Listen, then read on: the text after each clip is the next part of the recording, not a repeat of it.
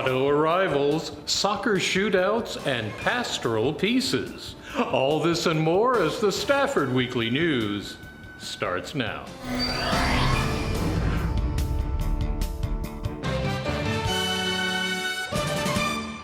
Welcome to the Friday, January 17th edition of the Stafford Weekly News. I'm Randall Williams. 2024 was a very lean budget year for Stafford City Services, but our police department has managed to replace some of their aging vehicles and do it in style.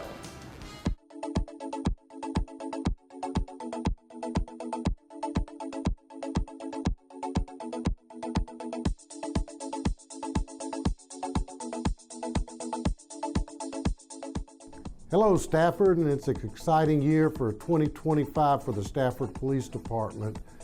You'll soon be seeing some of our new vehicles hitting the street. We received 4 of the 6 vehicles that the order was placed for by the city, and we received all 4 of our governor grant vehicles. So we're starting to replenish our fleet to get rid of the older vehicles. The new vehicles that you'll see on the street will also have a new striping to it, and so you'll be able to recognize that. Also, they are Tahoes and no longer Fords. So we are excited about all the new equipment that is in them, all the new technology that's been placed inside of these vehicles, and we thank the mayor and city council for making it happen, and we thank the state, and also Ashley Merchant, the city's grant manager, for making sure that we are in compliance and able to obtain the grant for the 4 vehicles. We've also just been notified that we have received the governor's grant again this year. However, I believe it's only going to be enough to build 1 new vehicle, but we'll take it. We're looking forward to serving the community in these new apparatuses, and if you see an officer and you want to take a look at it, just flag them down, and we appreciate y'all's support. The new vehicles are going to benefit the community tremendously. One, they're going to save the city money because the cost of repairs for the older vehicles has grown to be astronomical. These vehicles, we don't have to worry about them breaking down on the way to a call, therefore reducing our time that it takes to get to a call, and the vehicles are better gas-saving vehicles. They've got all the new technology in them, so they're really a mobile computer, for lack of a better term. We're still waiting on 2 vehicles to arrive. They are in the Houston area. They are being outfitted. One of those vehicles is going to be a Chevrolet pickup truck that is earmarked for our traffic unit. The other one is a Chevrolet vehicle car that will be going down to the school, and the SROs will be using it. The pickup truck is part of the package that the mayor and council put together for us, and the Chevrolet vehicle was purchased out of our child safety fund. Those funds can only be used for equipment for the SROs. So this is the first vehicle that we are purchasing out of that fund, and so you'll see it driving around the SMSD complex.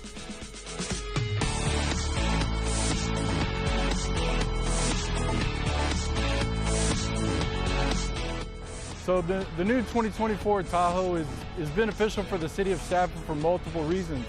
The first being the emergency lights. If you notice, you have emergency lights to the rear that coincide with the brake lamps and the tail lamps.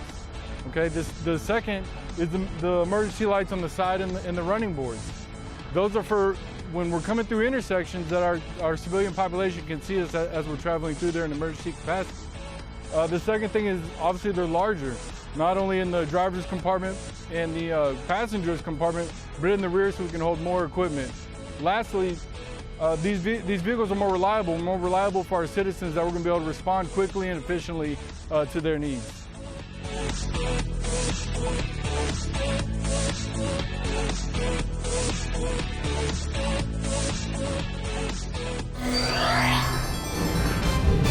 That's Sporting Life, next. You can try, but you won't find another city like Stafford, Texas. Serving our community just like you like it. Taking care of you and your home since 1945. We believe in STEM to learn and STEM to earn. We're heading into college certified and career ready. As a former student of Stafford, I take pride in keeping our classrooms safe. We are Stafford, we are one. At the beginning of the year, SMSD hosted a soccer tournament, the Spartan Cup. Stafford made it all the way to the final game, but lost by a point. Here's some highlights.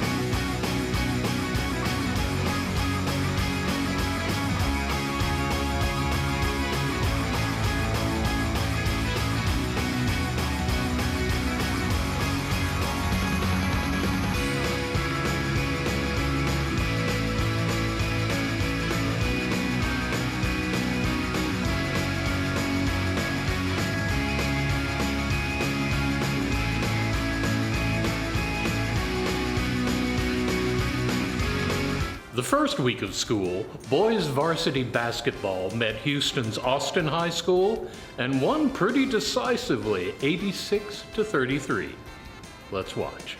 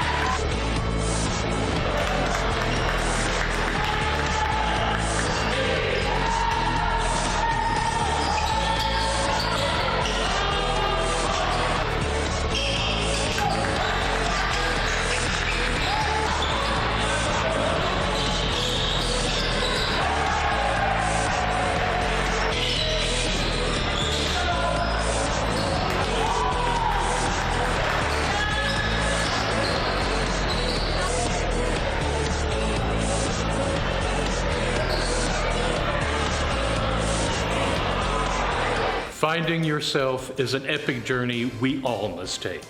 And Henrovi Nathaniel presents his second story on the new play written and performed by Stafford High School students. They have a lot at their fingertips, right? TikTok, social media, their own peers. They have so much access, and it fills their mind every single time that they scroll. So I just wanted to invite the director up here, kind of just, to bring it in so we're not all, just left open. So she's gonna give us just her thought and also some resources that we can use. So.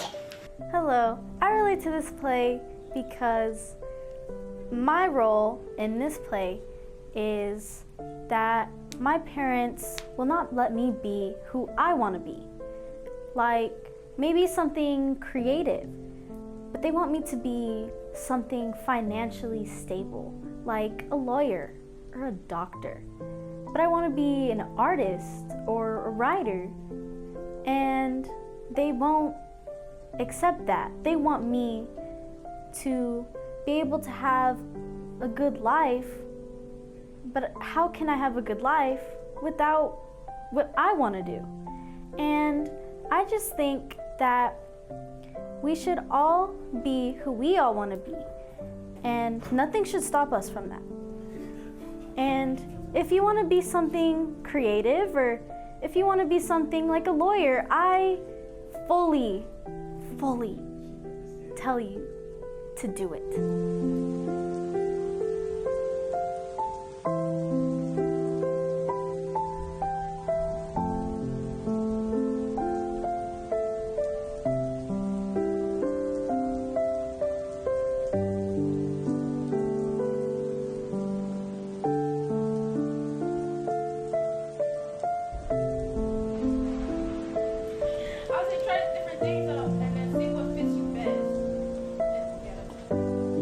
So, this play is about, kids not being able to speak for themselves or be themselves when they're around other people. People, they try to find themselves later in life rather than early, and they gather the wrong things from other people around them. They haven't learned how to find the right people around them. And so it's difficult when all those people or all those emotions get gathered up and create new things. Like they tend to fall on negative emotions or peer pressure or negative impacts in their life that just ties into them. And so it basically creates a dark side of people. I'm the school counselor here at Stafford High School, and the things that you saw the students deal with is something that they deal with on a daily basis.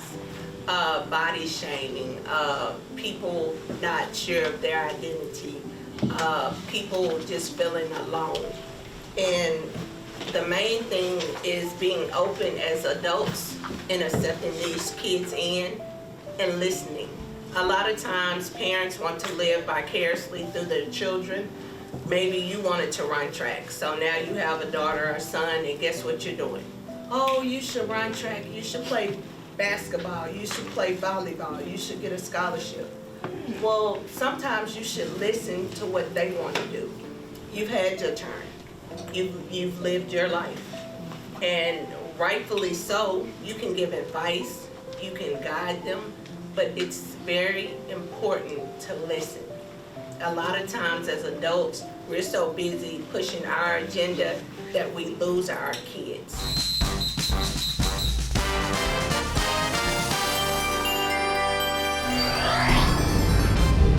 Ducks aplenty, next. In Stafford, diversity is not just a number, it's who we are. When you are here, you become part of the story. You can sleep well knowing we're always on the job and looking out for you. It's a great place for growth and opportunity. Tradition starts here. We teach your children and we stick around for your grandchildren. We are one. We are Stafford. This is the city of Stafford, and we are one. We love putting whimsical statues in our gardens. And it turns out the craft garden at the Houston Center for Contemporary Craft is no different.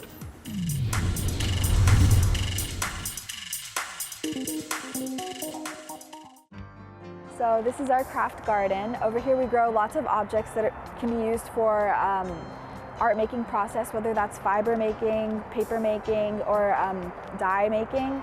So we grow objects or plants like jute, cotton, and also bamboo, as well as indigo. The exhibition is called Ceramics in the Environment, and it runs from December 7th, 2024 to March 8th, 2025. And it's in collaboration with the MFAH's Glassell School of Art, which is led by the head of ceramics, Jeff Forrester. So this exhibition begins with students having a proposal in mind, and then from there they visit the space and then they make site-specific work. So they have a feel for the space, they have some ideas in mind, and then they go in, and then throughout the course of the fall semester, Jeff works with them to like hone their idea in and then make it come to reality. So the artist, Randy Cecile, made these works, and it was his first time playing with, working with ceramics and clay. So this was very much like a testament to his work as an illustrator, which he primarily is. Okay, so this piece by Juliana Bray over here is very much inspired by pop art. A lot of her work is inspired by pop art. She went in with the intention of having this specific Swedish fish with the fountain coming out of it. Currently our pond is being filled up, so the fountain isn't activated. I apologize for that. But she has lots of playful works as well, and I feel that these two pieces, Randy Cecile's work as well as Juliana Bray's work, have a very playful and interactive conversation with them. A lot of people from various ages come in and they like have this wonderful like breath of fresh air. You know, you walk into a museum, it's very different topics, but then it's nice that there's something playful and light for them to just like immediately interact with and also connect with. So this piece over here is made by Frankie Starr.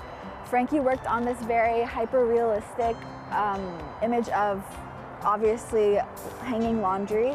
It also brings into this playful conversation of like the mundane aspects of life, but also it's made it like available in a public space, so it's very like interesting. You're walking into a garden and then you see laundry, which is it's fun. It's very unique, very playful. A lot of people have been having like really good responses to this. A lot of people reference this piece as their favorite piece in the Ceramics in the Environment exhibition. I have too many favorites, so I will not say which one's my favorite. But her work is very beautiful. It's called Line Dry, and she's worked on it too many hours. She put in so much work. Thank you for visiting the Houston Center for Contemporary Craft and learning more about the Ceramics in the Environment exhibition. We'd love to have you over and come see the exhibition for yourself. Thank you so much.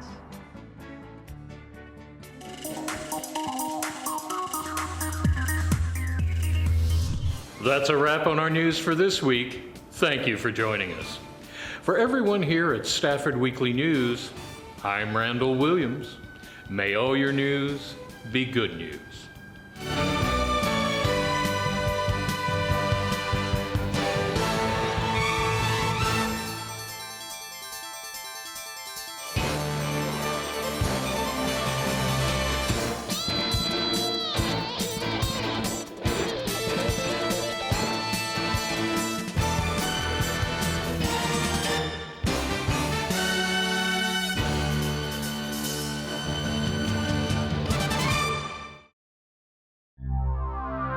This program was produced on the Stafford campus of Houston Community College.